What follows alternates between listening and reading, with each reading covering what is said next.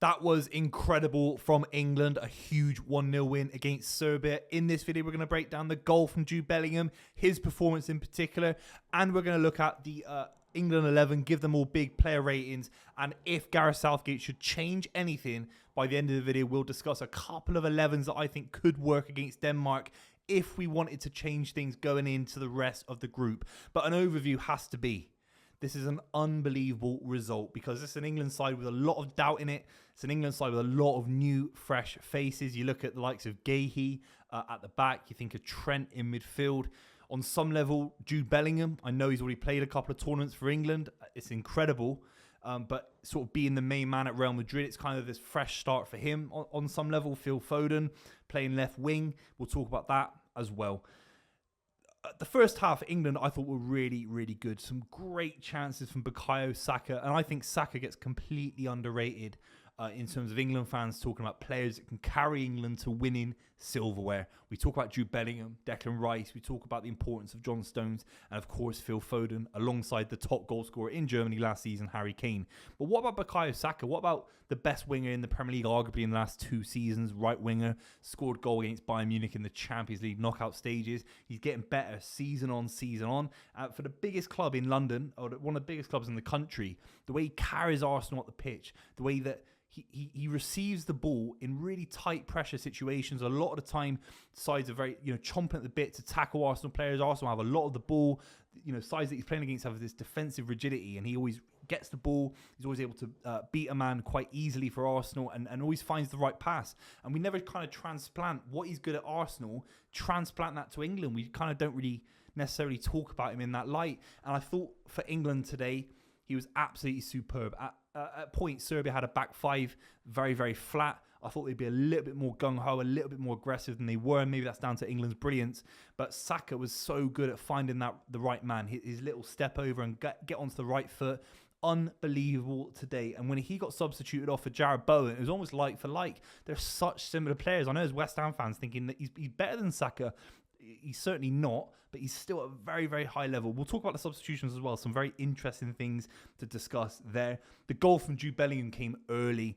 It was a beautiful cross in. It looks beautiful. It was deflected a little bit, to be fair to Serbia. I think they'd argue it was a little bit fortuitous, but it doesn't matter. So whatever you say about the kind of deflection, smashes it across the face of the box, and bang, Jude Bellingham is there. Powers it in. It's an outrageously confident header. I know it's close to the goal mouth. He should be scoring it. But the kind of confidence of how he smashes it into the back of the net is absolutely outrageous. And to see him get into the box like that, I now understand Gareth Southgate's vision. I now understand why Phil Foden can't be a number 10 in this system as long as Jude Bellingham's there. Maybe there are moments in games where they can both play there and you have Declan Rice fall back a little bit.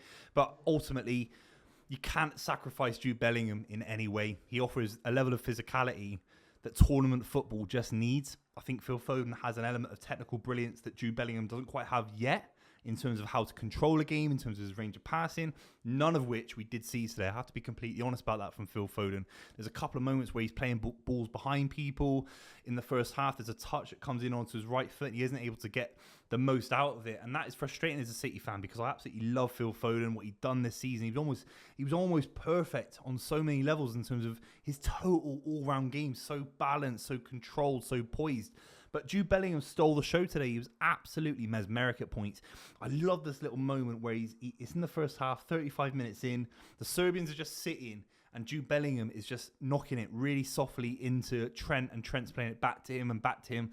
A little bit like tick-attack, a little bit like Xavi and Iniesta used to do at points. And then one of them would burst away. Jude Bellingham today just had this element of domination. He absolutely bullied Serbia's midfield. There's a beautiful moment where he kind of shoulder barges a Serbian midfielder, and yeah, it can, for some football fans in the modern era who are a little bit moist about things like this, they'd say it's a little bit aggressive or maybe should get a yellow card. He does the shove and then he turns his back. He doesn't even care about the Serbian player. And if he turns his back, he turns around and faces the Serbian player, he might get a yellow card, or if he starts anything, he kind of bullied this Serbian player and then walked off straight away. He's streetwise. He's smarter than the referees. He's smarter than all of us at home. Jude Bellingham is such an intelligent footballer, and he is going to be so dangerous. It almost begs the question, if you can, against France, against Germany, against Portugal, if these games come up for England, hopefully so in the knockout stages, you protect the rest of the England side. Literally, you make it so conservative that maybe it's not Phil Foden, maybe it's Eze who cuts in, or maybe it's someone else that can kind of pat that midfield a little bit more. And then you just let Jude Bellingham roam, because I think he is absolutely exceptional. And all the great sides in Europe, for all of the acumen of Bayern Munich's midfield, of Man City's midfield, he is able to ghost through midfields because it's so hard to track runners in between the lines. He didn't have the best games against Bayern Munich and Man City, but he contributed. He contributed in his own way, in similar way maybe Erling Haaland hasn't scored in the final yet for Man City.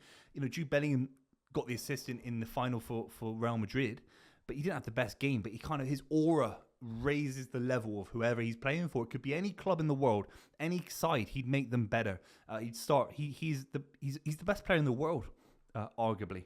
He'd start for any country in the world. There's no debate about it. It's absolutely outrageous. The second half, we have to be completely honest and say it was a little bit flat. I think it was an England side still getting to terms with maybe the speed and the intensity of international football. How many times have we seen England sides rock up, maybe look a little bit beleaguered from the Premier League campaign, beleaguered from Champions League football, and then they just get, they get poor results in the first few games, or they concede cheap goals.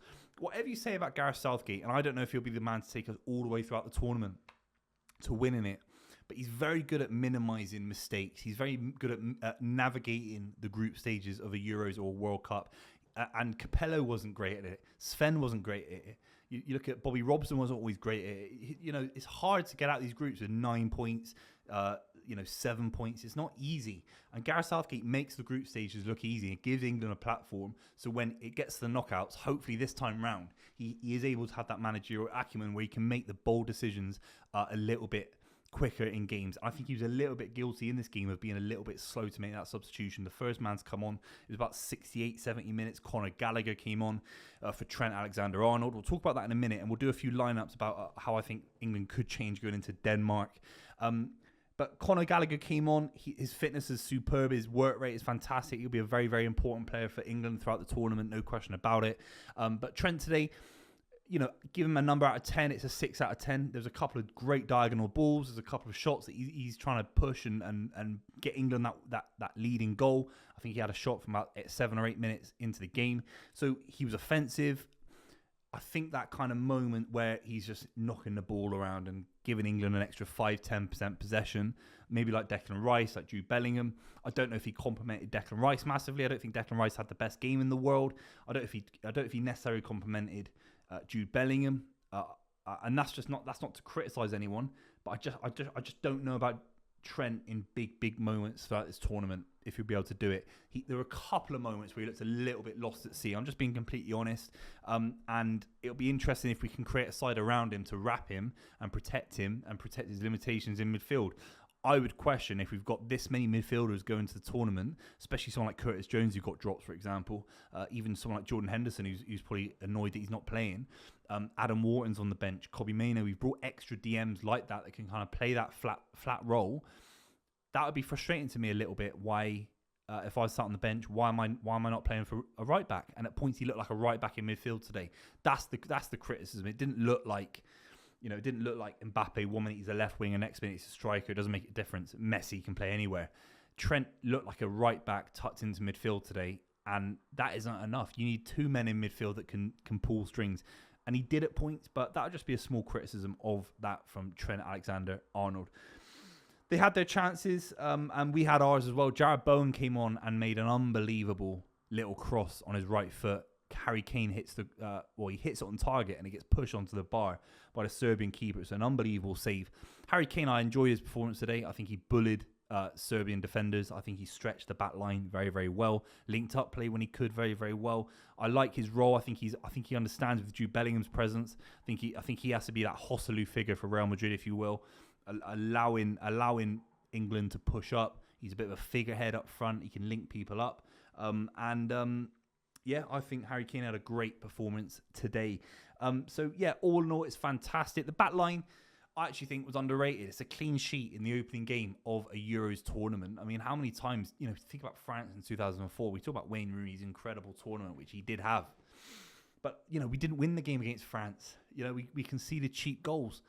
Steven Gerrard in particular, not necessarily Wayne Rooney. He's fantastic. David Beckham didn't put away his chances. It felt like England today, as an example of England side starting a tournament with a lot of pressure, looked calm, looked composed. And that is the biggest compliment you can say of any England side. It was a really mature, dominant, a bit of a bully-like performance from England. Well, on this part of the screen, we're going to do some 11s. Ultimately, I think my 11 for Denmark should be the same 11. I think you see what Trent can do. I would, look, my heart of hearts, it would be Adam Wharton to start the next game and see what he's like. But if it's this kind of mixture of what Gareth Southgate will do to keep team continuity, obviously I'm not involved with that. So what can I say? What can I see? From my perspective, in that regard, it would be just keep the same 11 because I think it was more than good enough. It allows Phil Foden to blossom into the tournament. He had a relatively flat game today and allowed Trent another game to see what he can do against Denmark. The big thing would be Christian Eriksen, who had a good game today against Slovenia. And you have to say, if he finds that pocket, I think Tadic and I think Milinkovic-Savic today didn't find those pockets. They're more physical, kind of bombing forward midfielders. Christian Eriksen is, whether his powers have waned, we can debate that when Denmark play England. But he's a player that can find little pockets of space. He's a great passer of the ball. And if he gets on that side of Trent, he kind of plays through Trent, plays around Trent. That would be a concern. But I don't think it's big enough to drop Trent yet and see what Trent can do going forward. Because if he can get into better positions than he did against Serbia, he deserves that opportunity to blossom as well as Phil Foden, in my opinion. But here's a couple of 11s to speculate about. The first one is you keep Trent in the midfield, and then you have Anthony Gordon. It's a bit of a risk for sure, because I think one of Trent or Phil Foden, if anyone's going to get dropped, it's going to be one of those two. And you maybe rest up Phil Foden, similar to how Mason Mount started the World Cup against I forgot who it was against, actually. You have to let me know in the comments. But he started the World Cup in 2022, and then Phil Foden came in after that and kind of didn't lose his place. I think Gordon could do that to Phil Foden, as much as I hate to see it.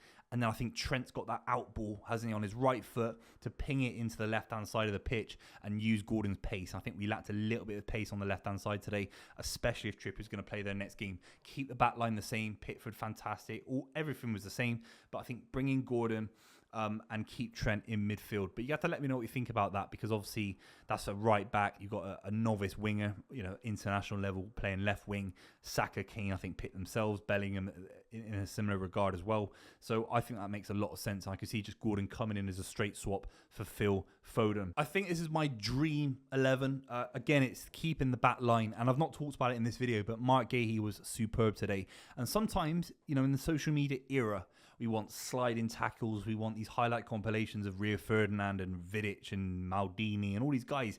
Sometimes it can just be quiet, and you want your centre-back to not be making mistakes and gaffes. And Mark Gahey was quiet. He's quietly contributed towards a clean sheet in his debut in a tournament for England. Fantastic today. Really, really big fan of him. His mobility is fantastic. Wasn't really tested today. I think Serbia will be a little bit upset that they didn't do more.